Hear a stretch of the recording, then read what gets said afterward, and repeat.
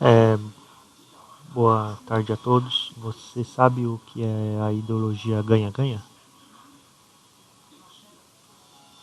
Há um dizer sobre uma contenda em Roma, no qual demonstra um ponto de vista sobre o termo ganha-ganha, um pouco equivocado, no qual expõe que as duas partes, ao adotar o ganha-ganha, sairão ganhando. Mas a questão aqui é sobre a China, no qual não é exatamente uma contenda, mas uma ideologia no qual eles ganham e ganham. São treinados para este fim. Quem já negociou com chineses já teve ou deve ter percebido, mesmo que indiretamente, os traços dessa ideologia. É uma ideologia liberal comunista, de negociação muito poderosa, no qual estes povos já são treinados desde a escola básica para trabalhar neste intuito. O ganha-ganha, como o próprio termo já sugere, é uma tática de negociação no qual são levados até os últimos recursos para não perder nada, apenas ganhar, como um cabo de guerra, no qual não se permite que o outro lado puxe nem 1 milímetro.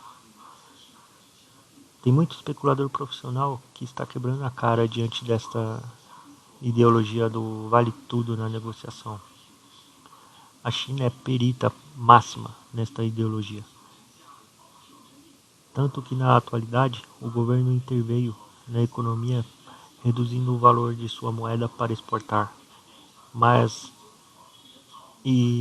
dizem até que manipulou a bolsa de valor de seu país. É, Olhando globalmente, são os traços da ideologia ganha-ganha. Alguém lembra aquela piada? E desculpe pelo palavrão, mas tem que ser dito para explicar a ação da China na economia global. A piada de baixo calão é assim: se faz de morto para comer o cu do coveiro. Não se difere muito da ação da China perante a economia, ou seja, se faz de morto para comprar mais barato, ficando quieta por um tempo e em seguida aparecerá com um monte de produtos para vender caro. Em outras palavras, compra barato para vender caro depois. Tudo isso sem contemplar a compra de reservas de material precioso, como ouro e outros metais pelo próprio governo. Tudo para manter um poder de negociação e manipulação do futuro. Países subdesenvolvidos crônicos e com suas castas disfarçadas como o Brasil se mantêm como um passivo diante desta situação, como sempre. Continuará fornecendo commodities barato para depois comprar bem caro em dólar ou até coisas piores. A ideologia ganha-ganha, demonstrada aqui de forma simplória, vai muito além disso.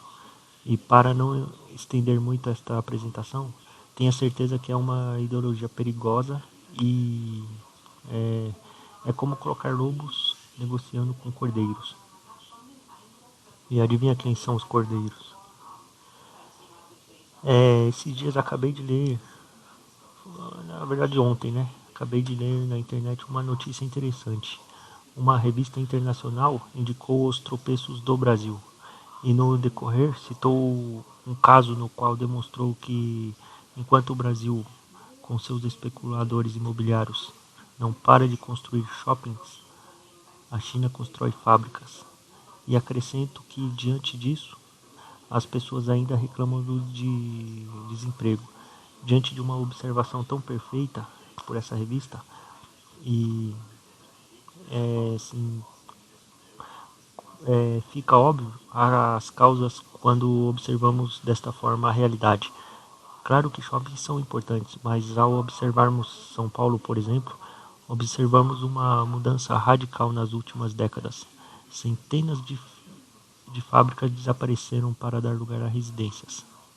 As pessoas perderam completamente, se não totalmente, seu espírito manufatureiro e se tornaram apenas compradores. Falam de polos, falam que polos como São Paulo virariam um polo de serviço e comércio apenas. A questão é que serviços e comércio são setores importantes, mas sem o industrial se torna manco. Isso mesmo.